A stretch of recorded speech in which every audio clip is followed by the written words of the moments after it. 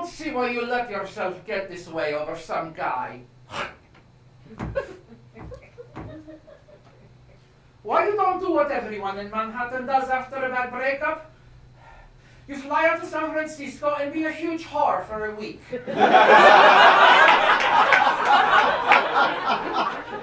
Diana, do you have any idea how difficult this is for me emotionally? I have seen some really, really cheap airfares. So that was it. I booked this spontaneous trip to a part of the world I never even imagined I would visit. San Francisco, California.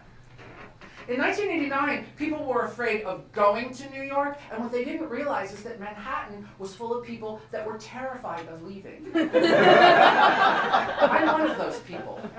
And no place seems scarier to me right now than San Francisco or anywhere in California. We've got this brand new 24-hour news channel called CNN, always talking about California. And it's never anything good.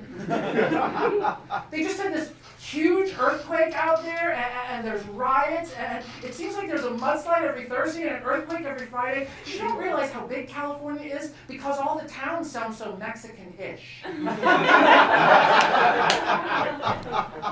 So my flight from JFK touches down at San Francisco International Airport on this unseasonably warm February in 1989.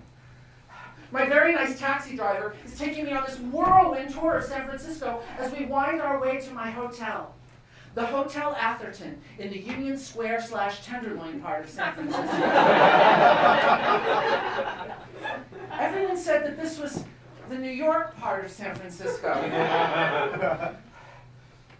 I guess if your definition of New York is full of homeless people and smelling like piss. I arrive at the Hotel Atherton. I'm so excited to check in. The first thing that I notice is the desk clerk bears this uncanny resemblance to George Washington, like from a dollar bill. And I'm not really sure whether I should say anything about it, because George Washington isn't really like a hot celebrity.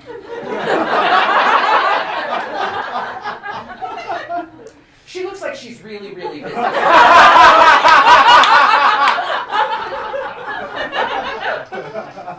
It's a few hours later, and I'm waiting for my bus in the Union Square/Tenderloin part of San Francisco, checking out the street light for the first time. And the first thing I notice is the gay guys are like really, really gay here.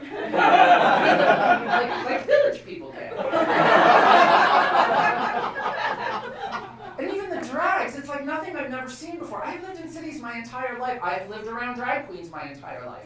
But every place I've ever lived in or even visited, well, first of all, they wait for the sun to go down. Here, it's like the scream of daylight, and wigs are like optional, and 5 o'clock shadow, no problemo. And if you don't actually have women's clothes, you can just take a man's shirt and wrap it around your waist. There's this very do-it-yourself, unfinished look to drag in the Union Square/Tenderloin part of San Francisco. The bus is taking forever, and I spot a payphone across the street, so I decide I'll access my messages back home in Manhattan. That's what we used to do in the 80s, kids. We'd access our messages. And there's a message from Tommy. I haven't heard his voice since we broke up. He sounds desperate. He wants me to call him back right away. He sounds like he might want to get back together again. That son of a bitch, after what he's just put me through, I'm going to call him and leave him a voicemail of my own. Motherfucker.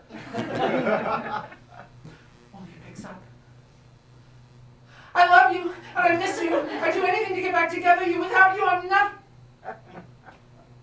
This is Enzo. Who's this? Could I speak to Tommy, please? Oh, hi. Oh, don't pay attention. I was just playing around before. He sounds just like you. Do you guys dress alike too? I'm sorry I didn't call you back sooner. I've been out here in San Francisco, being a huge whore and loving every minute of it. So what did you want? Oh. Oh. Sure, I could babysit for Nico while you guys go to London for the weekend. Yeah, we had such a great time there. I can see why you would want to share that with somebody else right away. Okay, I'll be back in a couple of days. Can we work out the details then? Okay, bye. I am a huge, huge asshole.